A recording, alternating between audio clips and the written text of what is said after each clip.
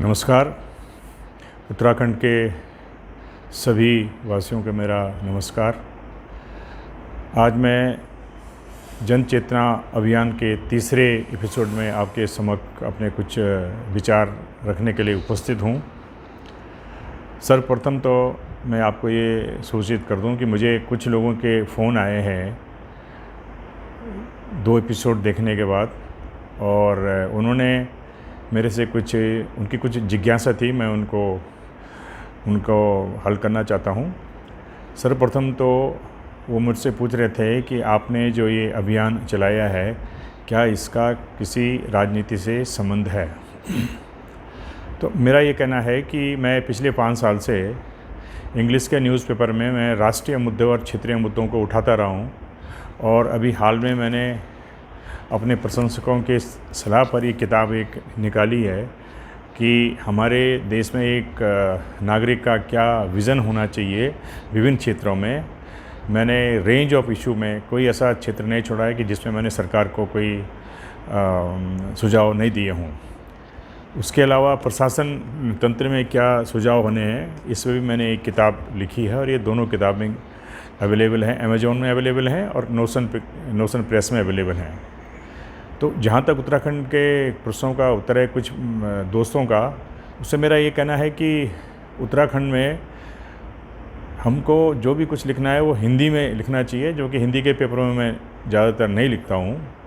तो इसलिए मैंने ये साधन चुना है कि यूट्यूब के माध्यम से मैं अपनी बात अपने पढ़े लिखे गण्यमान्य जो हमारे नागरिक जो इंटीरियर एरिया में रहते हैं उन तक मैं पहुँचाऊँ।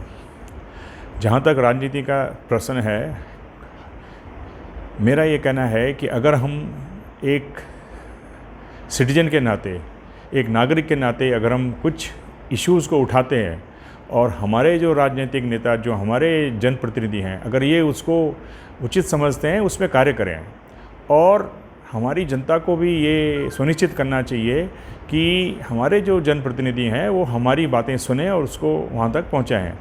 पिछले 2 अध्याय में मैंने कुछ इशू रेज किए थे। मैं ऐसा करता हूँ कि हमारे जो जनप्रतिनिधि हैं वो इसको सुनेंगे और उसमें काम करेंगे। जहाँ तक राजनीति का प्रश्न है, हर एक क्षेत्र में हमको ये करना है कि कोई भी व्यक्ति राजनीति में आ सकता है यदि उसके पास संसाधन हो और उसकी इच्छा हो सेवा करने की। हम अपनी सेवा इसी तरह से जनता के इश्यूज़ को रेकअप करके कर रहे हैं और करते रहेंगे। आगे क्या होता है इसका तो हमारे जो जनप्रतिनिधि हैं, वहाँ की जो पॉलिटिकल पार्टियां हैं, वो कितने हमारे सुझावों को मानती हैं, वो उस पर निर्भर करेगा कि हम उनको कितना राजनीतिक सपोर्ट या कितना सामाजिक सपोर्ट हम लोग दे पाते हैं।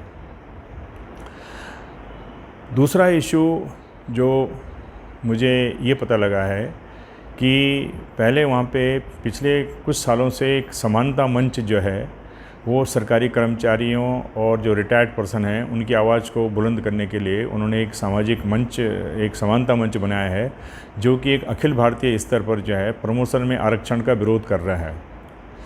प्रमोशन में आरक्षण का न तो कोई संवैधानिक इंटेंशन था, ना उसका कोई औचित्य है, क्योंकि देश में जो रिजर्वेशन का जो आंकड़ा है वो इतना ज़्यादा हो गया है प्रमोशन में आरक्षण के कारण कि 70% तक जो है लोग बाग रिजर्व होकर के इसका लाभ उठा रहे हैं, जिससे कि मेरिट हानि हो रही है, और जो मेरिटोरियस लोग हैं उनको प्रमोशन नहीं मिल रहा है। तो इसका हमारा जो जन विकास मंच है, मैं इसको प्रमोशन में आरक्षण का मैं घोर विरोध करता हूँ।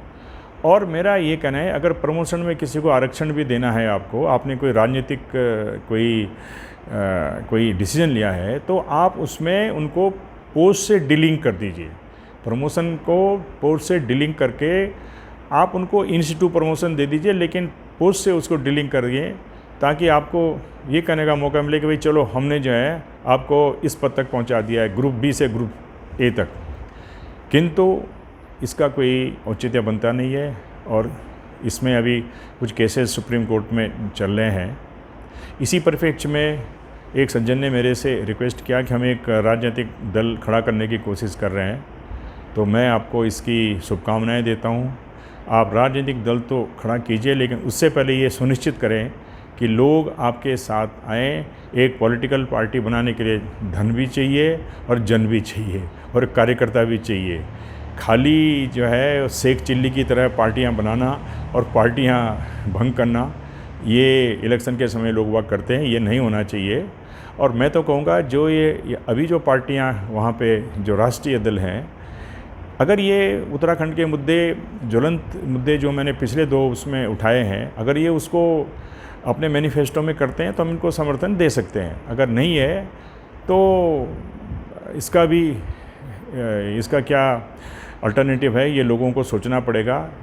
और वो तब सोचना पड़ेगा जब सारी उत्तराखंड की जनता ये महसूस करे कि भाई ठीक है, अब कुछ अन्य विकल्प सोचने को हम मजबूर हैं।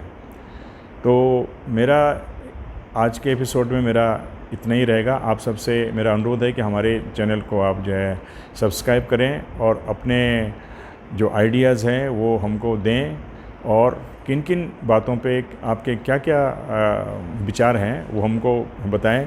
क्योंकि मैं समझता हूँ कि अब समय आ गया है कि उत्तराखंड का जो युवा वर्ग है, उत्तराखंड में एजुकेशन बहुत अच्छी है, उत्तराखंड में युवाओं के अंदर शक्ति है, तो हम कैसे अपने विचारों को अपने राजनेताओं तक पहुंचाएं और कैसे नए राजनेता युवा वर्ग से खड़े किए जाएं, ताकि इस राज्य को एक सक्षम और सुदृढ़ राज्य के रूप में हम देश के सामने पेश कर सकें। धन्यवाद।